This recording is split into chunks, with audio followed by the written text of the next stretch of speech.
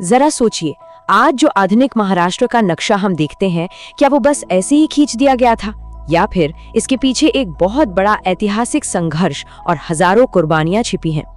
अक्सर हम नक्शे पर बनी लकीरों को बहुत आम मान लेते हैं, लेकिन उनके पीछे की कहानी कई बार रोंगटे खड़े कर देने वाली होती है। आज के इस विश्लेषण में सीधे इसी मुद्दे पर आते हैं। इस खास विश्लेषण में हम भारत के नक्शे को बदलने वाले एक बेहद ताकतवर जन आंदोलन की बात करेंगे। संयुक्त महाराष्ट्र आंदोलन ये कोई आम शब्द नहीं है, बल्कि एक ऐसी लहर थी जिसने उस वक्त की राजनीति की दिशा को पूरी तरह से पलट कर रख दिया था। तो आज हम इस पूरी कहानी को कुछ ऐसे समझेंगे। पहले देखेंगे आज़ादी के बाद का बॉम्बे, फिर कैसे ये आंदोलन शुरू हुआ, मुंबई के लिए क्या संघर्ष हुए, हुतात्मा चौक का वो ऐतिहासिक बलिदान, और आखिर में महाराष्ट्र का जन्म। शुरुआत करते हैं हमारे पहले सेक्शन से, आज़ादी के बाद का बॉम्बे। जरा 1947 के उस दौर में चलिए।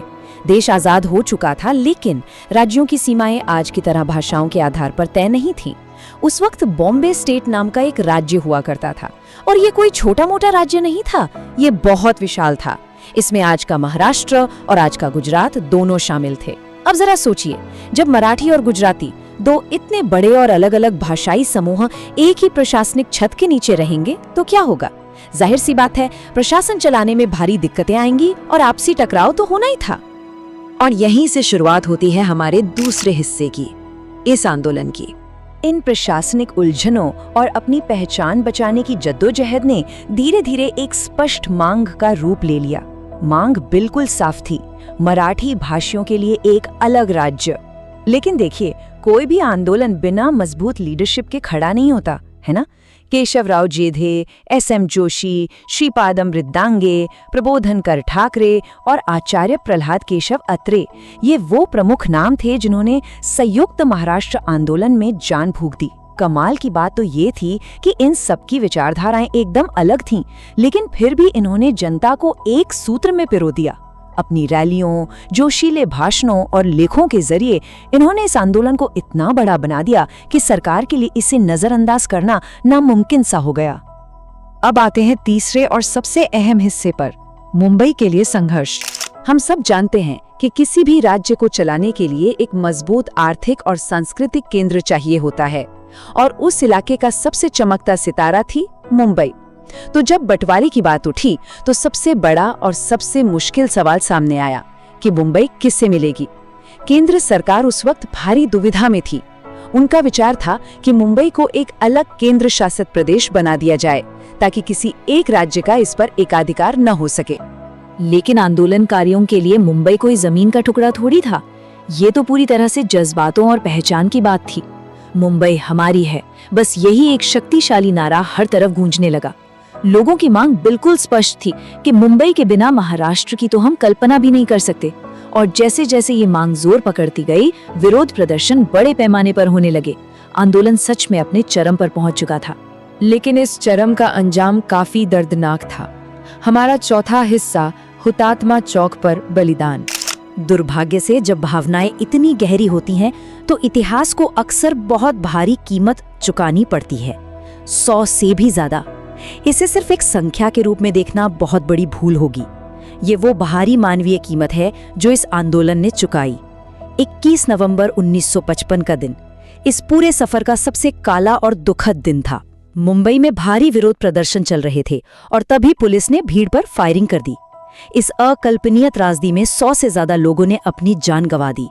वे सभी एक अलग राज्य के सपने के लिए शहीद हो गए। अगर हम आज भी मुंबई की सड़कों पर जाएं, तो ये इतिहास वहीं हमारे आसपास मौजूद मिलता है।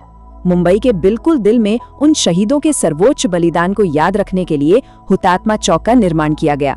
ये स्मारक आज भी वहां खामोशी से खड़ा है, और हमें उस भीषण संघर्ष और उन बेगुनाह लोगों की कहानी सुनाता है जिन्होंने अपने राज्य के लिए अपना सब कुछ दांव पर लगा दिया।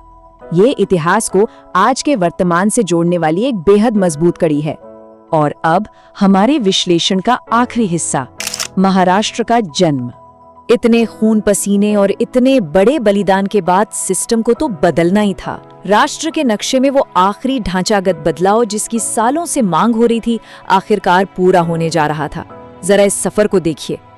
1947 में आजादी और बॉम्बे स्टेट का बनना, फिर 1955 का वो लंबा और दुखद संघर्ष। रास्ता बहुत ही मुश्किल था, लेकिन अंततः जनता के भारी दबाव के आगे झुकते हुए 1 मई 1960 का वो ऐतिहासिक दिन आ ही गया। बॉम्बे राज्य को आधिकारिक तौर पर 2 अलग-अलग हिस्सों में बांट दिया गया, महाराष्ट्र और गुजरात। और सबसे बड़ी बात, मुंबई को नए बने महाराष्ट्र की राजधानी घोषित कर दिया गया। यही वजह है कि हर साल 1 मई को महाराष्ट्र दिवस पूरे जोश के साथ मनाया जाता है। और अब हम समझ सकते हैं कि ये दिन सिर्फ एक राज्य की प्रशासनिक सालगिरह नहीं है, बिल्कुल नहीं। ये तो लाखों लोगों के सपनों के सच होने का दिन है। ये उस अटूट एकता, अपनी पहचान के लिए किए गए लंबे संघर्ष और उन महान शहीदों के सम्मान का दिन है, जिनकी बदौलत आज महाराष्ट्र एक इतना मजबूत और शानदार राज्य बनकर खड़ा है। तो इस पूरे इतिहास को खंगालने के बाद एक बात तो बिल्कुल साफ हो जाती है कि नक्शे पर जो लकीरें हम देखते हैं वो सिर्फ सियासत नहीं खींचती, बल्कि लोगों की भाषा और उनकी संस्कृति उन्हें तय करती है। इस विश्लेषण को खत्म करने से पहले एक बहुत बड़ा सवाल सोचने के लिए छोड़ जाते हैं। आज के इस आधुनिक दौर में भी भाषाई और सांस्कृतिक पहचान किस तरह से हमारे देश के नक्शे और प्रशासनिक सीमाओं को लगातार आकार दे रही हैं? क्या आज भी ये सांस्कृतिक अस्मिताएं उतनी ही मायने रखती हैं? ये एक ऐसा विषय है जिस पर गहराई से जरूर विचार करना चाहिए। इस चर्चा में साथ बने रहने के लिए बहुत बहुत धन्यवाद।